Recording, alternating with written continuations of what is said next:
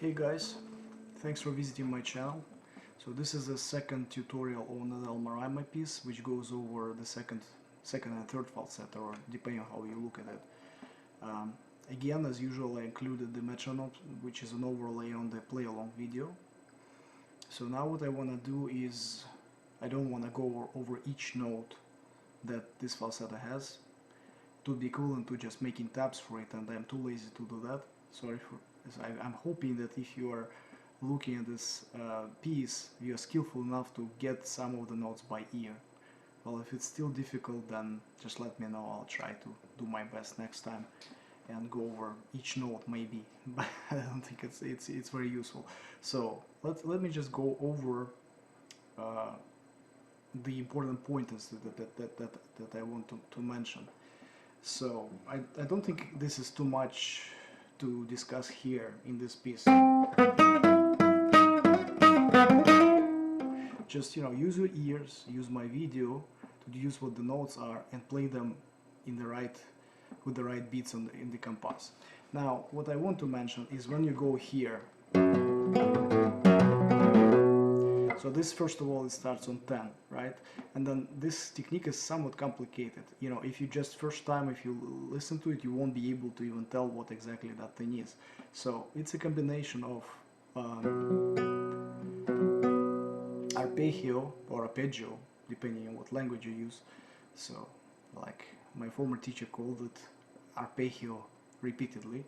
And so what's really happening here is that, first of all, you have an open string, which is, in this case it would be, if I didn't use capo, it would be just E. And then you have a hammer-on, and then there is a duplicated string. So once you do a hammer-on, that's already A. So basically E, hammer-on on the A, and then what you do is you play with index finger. Index finger plays open A string. So basically what happens is that the effect of duplicated A's becomes really pronounced. So that's what you hear.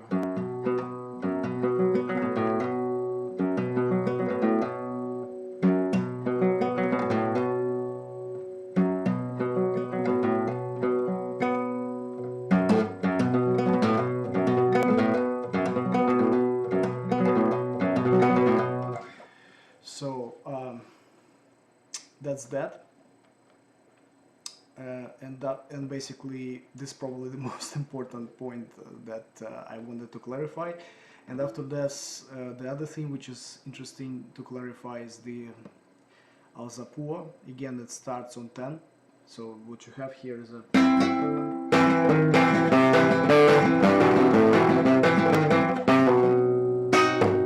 it's a cycle that ends with this, and then it starts at 10 again.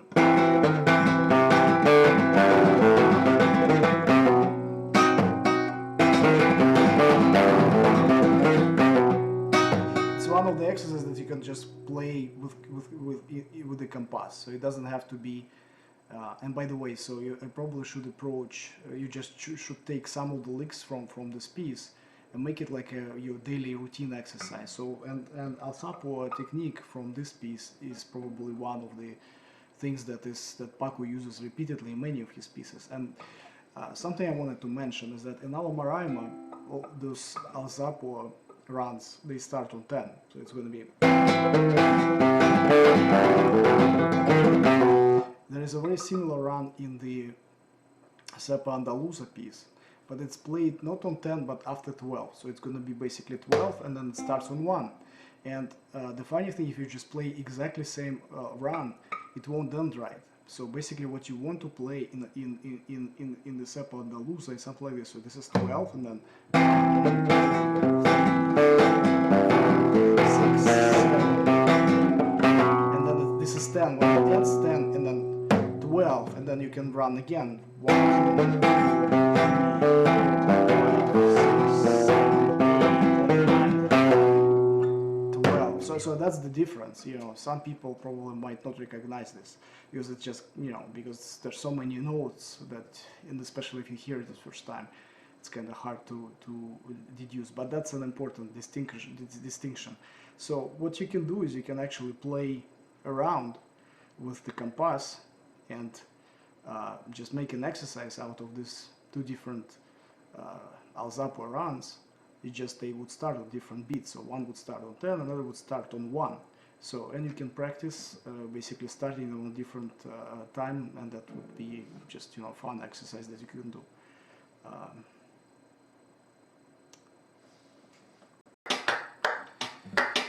So I just wanted to show what I mean by make up an exercise and practice it as a daily routine. So let's see.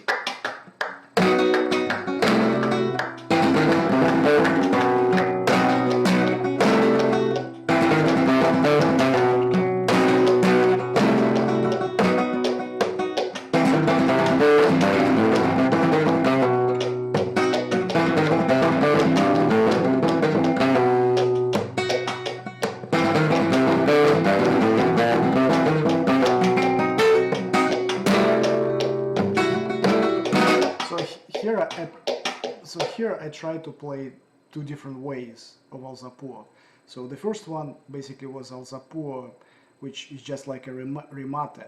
It started on 6 and then it on 10. So basically 12, 1, 2, 3, 4, 5, 6, 7, 8, 9, 10, 12, 1, 2, 3, 4, 5, 6, 7, 8, 9, 12, 1, 2, 3, 4, 5, 6, 7, 8. So it's like a small piece of the same Alzapo that you would use in Almoraima, just a shorter version of it, and it actually is a nice remate, if you are to accompany a dancer, or you can just, it's much easier to fit it in than the long run, right? So then the other one which I made is the original Almoraima run, so that was starting on 10, and it's a cycle. If you want to just repeat it, it will also start on 10, so it's something like that.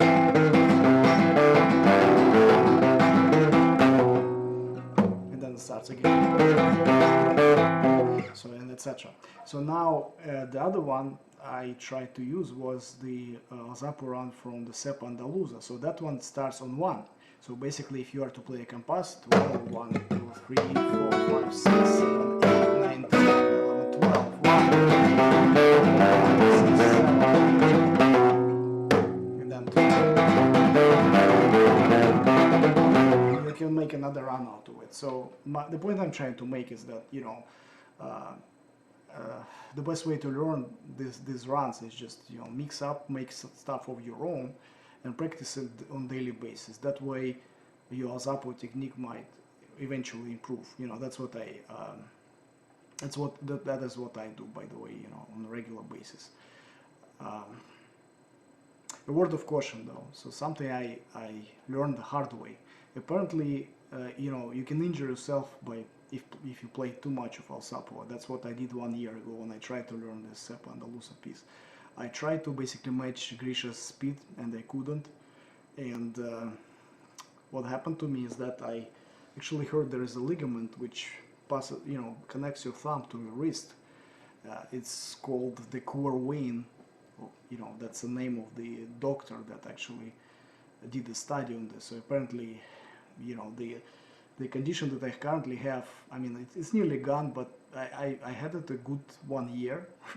So it's after I overplayed my Alzapo, just trying to play it faster and faster and faster, what happened to me is that I overstretched that ligament, and basically the condition that you would have is called the core vein tendonitis. So it's a legitimate tendonitis, same way as you can get it on the other fingers. Luckily, I still didn't get any problems with my other fingers, but I'm really cautious these days about how much I try to play and how much I try to stress myself, especially given my age. I'm not a young boy anymore, so you have to be really careful.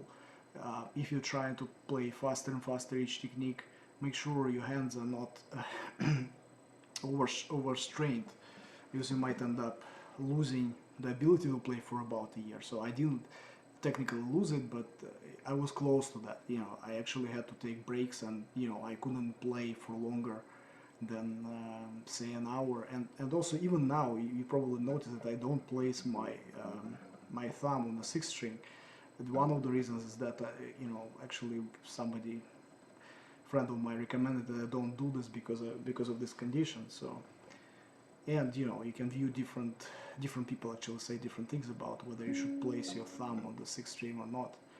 So I guess I'm trying to explore the option when you don't do that, especially when you don't do it when playing picado.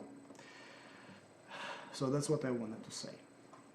Right, so as usually guys, if you don't like something about this set of videos that I'm producing, just let me know so that I can correct them in the future. Also, please subscribe to the channel if you like what I'm trying to do. I mean, in general, I guess because this is my biggest hobby, and I went through a lot of different techniques and exercises, and I'm just trying to give back something to the community of people who just basically trying to learn, and there is no other interest that I'm pursuing here.